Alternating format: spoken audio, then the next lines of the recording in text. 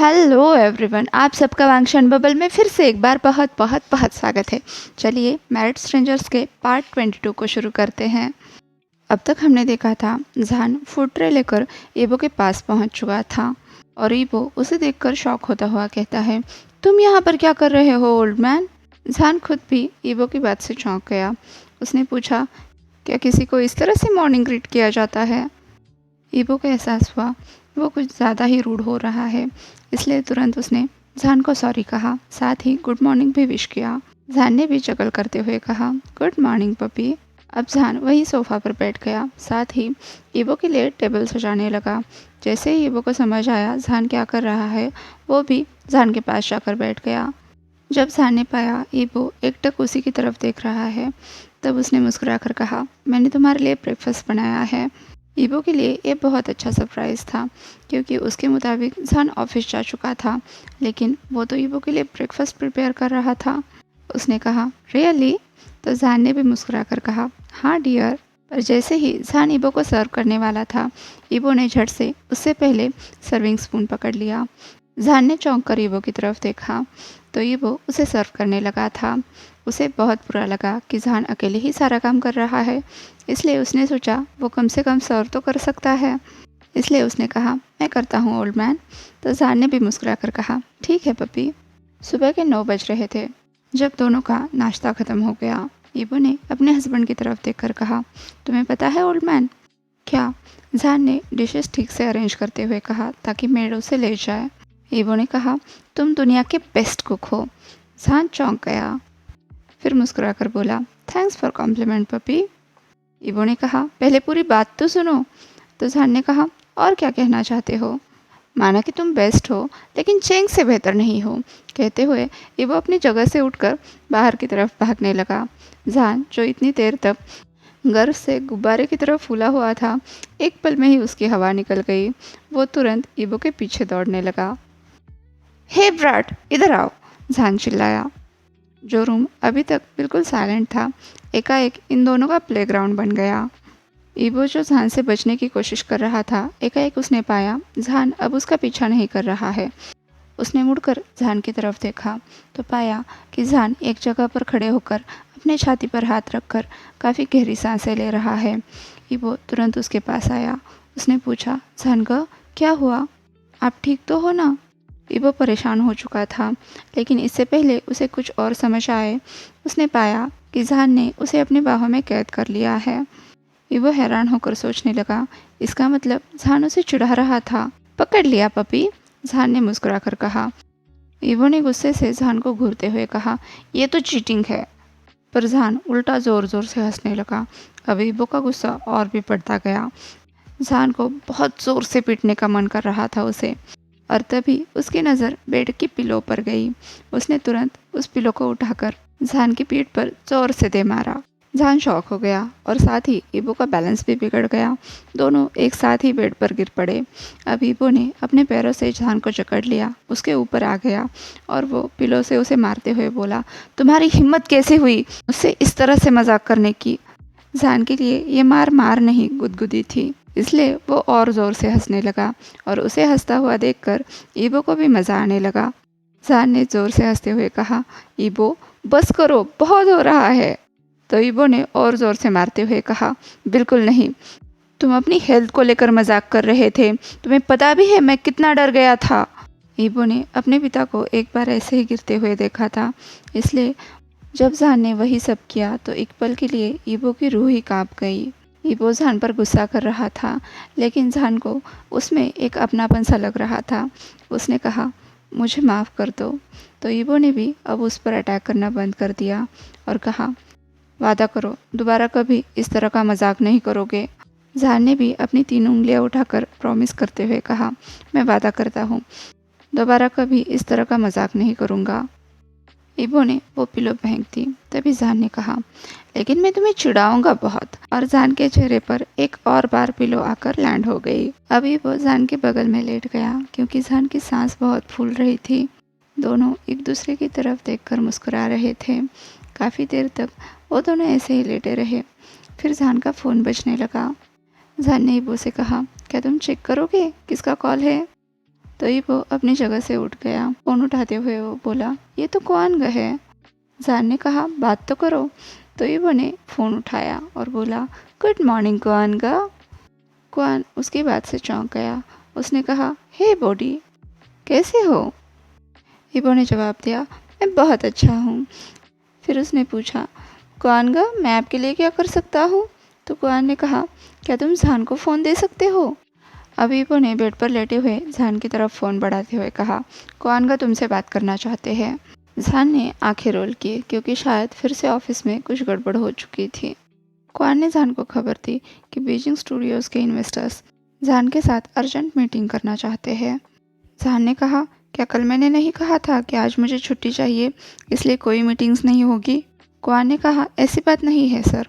जान ने पूछा, फिर कैसी बात है? तो क्वान ने कहा, बीजिंग स्टूडियो के इन्वेस्टर्स कल फॉरेन टूर पर जा रहे हैं, इसलिए जाने से पहले वो आपसे मीटिंग करना चाहते हैं, क्योंकि वो वापस 6 महीने बाद ही लौटने वाले हैं। क्वान की बात पर जान सोच में पड़ गया, क्योंकि 6 महीने तो बहुत लंबा वक्त है, पर उसने ईबो को प्रॉमिस भी तो किया है कि आज का पूरा दिन वो ईबो के साथ बिताएगा। इससे पहले कि जान कुछ बोले, ईबो ने कहा, क्वान गा, जानगा आ जाएंगे। बहुत अच्छे ईबो, कहकर क्वान ने कॉल कट कर दिया। क्वान को पता था अगर ईबो ने कह दिया तो जान को उसकी बात माननी ही पड़ेगी, और ईबो के लिए अभी जान का काम पर जाना बहुत ज़रूरी था। सीधी सी बात है, अगर जान ऑफिस चला गया तो ईबो भी तो स्केटबोर्डिंग के लिए जा सकता है। पर जान इस बात के लिए तैयार नहीं था। उसने ईबो की तरफ देखकर पूछा, ईबो, तुम क्वान की बात से राज़ी क्यों हुए? ईबो ने कहा, क्योंकि काम बहुत ज़रूरी होता है जान का। तो जान ने कहा, लेकिन तुम काम से ज़्यादा ज़रूरी हो। इतने समय बाद तो उसने ईबो के लिए वक्त निकाला था, इसलिए वो नहीं चाहता था कि इस बार कोई उन्हें डिस्टर्ब करे। अभी ईबो ने जान को समझाते हुए कहा, काका, सबसे ज़्यादा इम्पोर्टेंट टाइम होता है। अगर आज वो लोग चले गए तो वो 6 महीने बाद लौटेंगे। मैं तो आपके साथ कल भी टाइम बिता सकता हूँ। जान ने कहा, अगर मैं फिर से एक बार काम के लिए तुम्हें छोड़कर जाऊँ तो तुम गुस्सा होगे? ईबो ने कहा, मैं गुस्सा नहीं होऊंगा, बल्कि मुझे बहुत गर्व होगा।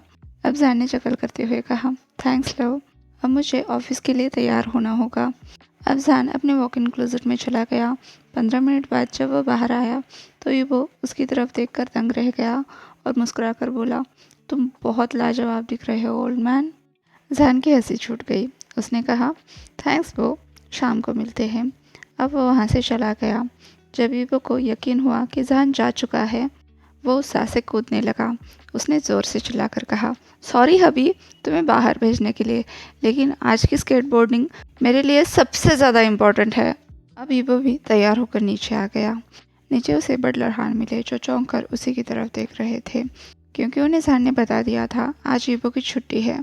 पर वो इस तरह से बैकपैक लेकर स्केटबोर्ड लेकर कहीं जा रहा है, ये देखकर वो चौंक गए।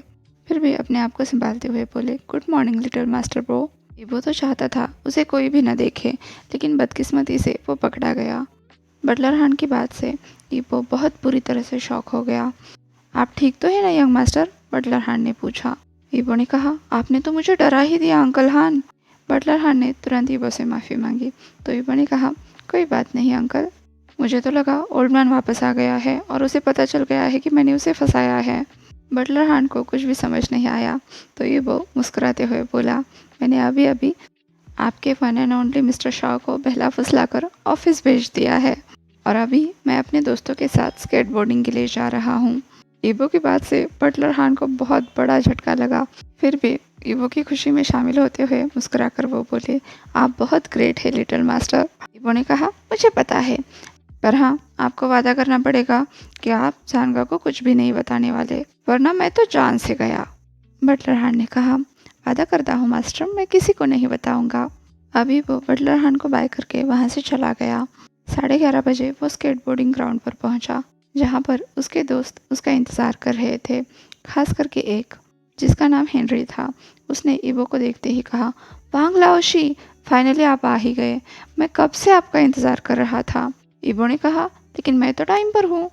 मैं देर से नहीं, तुम जल्दी आ गए हो। तो हेनरी ने कहा, क्या करे, आपके साथ स्केटबोर्डिंग प्रैक्टिस को लेकर उत्साह इतना ज़्यादा था कि मुझे समझ ही नहीं आया कि मैं वक्त से पहले आ गया हूँ। ईबो ने हंसते हुए कहा, मैं समझ सकता हूँ। फिर उसने पूछा, जैक्सन और झांग कहाँ पर है? क्योंकि उन चारों ने मिलकर स्केटबोर्डिंग प्रैक्टिस करने का तय किया था। अब हेनरी ने भी अपने आसपास नज़र घुमाते हुए कहा, शायद हम दोनों ही जल्दी आ गए हैं। इधर जैक्सन और झांग पहले से ही वहाँ पर छुपे हुए थे।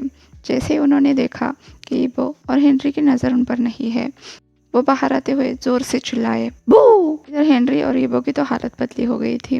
वो भी जोर से चिल्लाए, आ घोस्ट!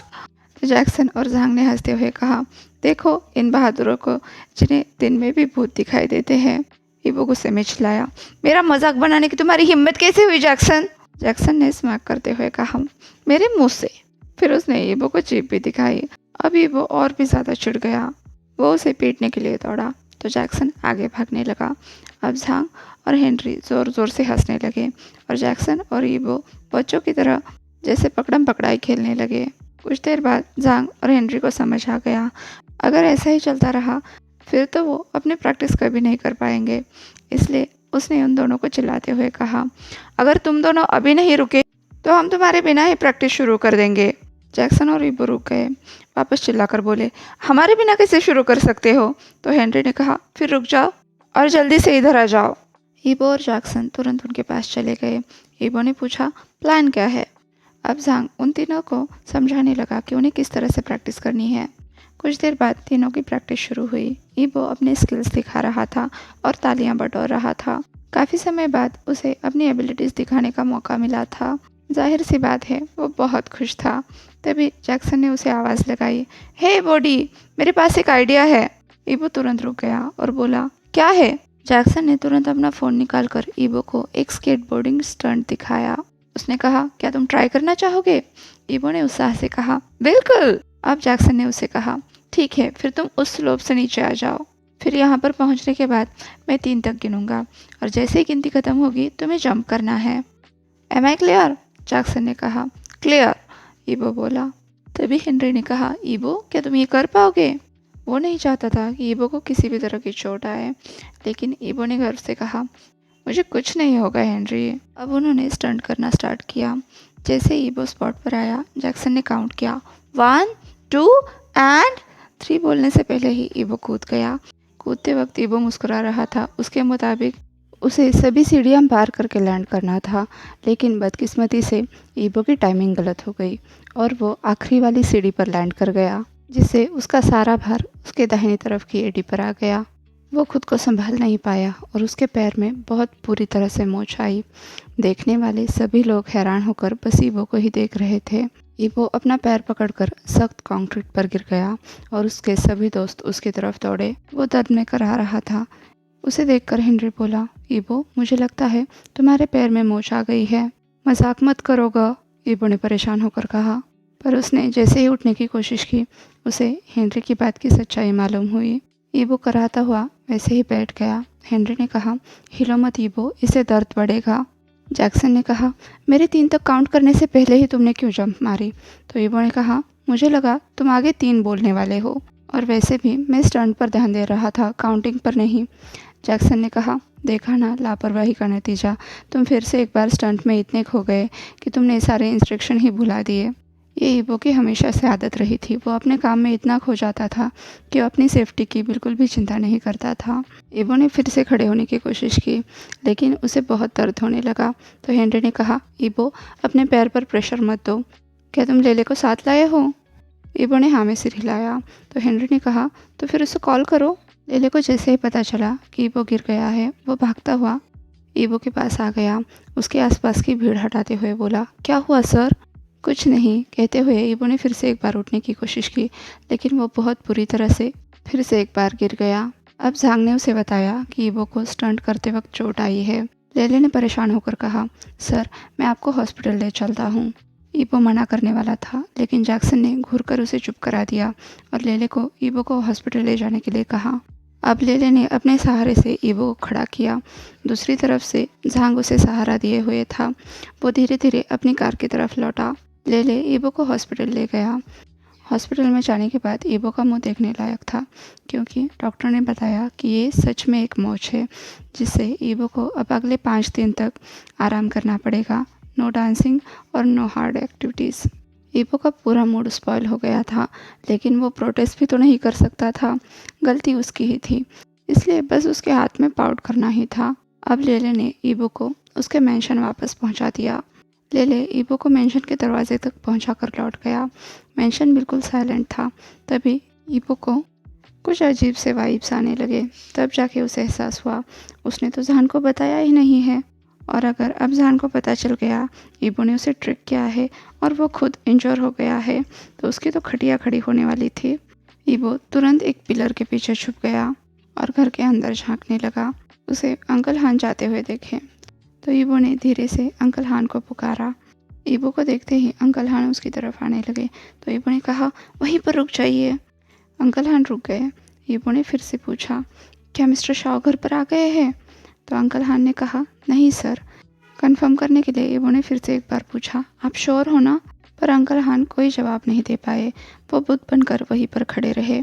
क्या हुआ अंकल हान? ईबो ने पूछा। पर अंकल हान कुछ भी नहीं बोल पाए, बस अपना सर हिलाकर बोले, कुछ नहीं बो। ईबो को कुछ भी समझ नहीं आया, इसलिए उसने उसके पीछे मुड़कर देखा, जहाँ पर बटलर हान देख रहे थे। और पीछे देखते ही ईबो धरा का धरा रह गया, क्योंकि उसके पीछे जहान उस पर ही नजरें गड़ाए हुए खड़ा था। ईबो की तरफ देखते हुए मुस्कुराकर जहान बोला, तो तुम्हारी स्केटबोर्डिंग प्रैक्टिस कैसी रही मिस्टर शाओवांग ईबो? आज के लिए बस इतना ही। आपसे कल मिलती हूँ, तब तक के लिए अपना ख्याल रखिए। वीडियो पसंद आए तो लाइक, शेयर और कमेंट कर दीजिए। और हाँ, अभी तक चैनल को सब्सक्राइब नहीं किया है तो सब्सक्राइब भी कर दीजिए। और वांगशन बबल में खुश रहिए। Thank you.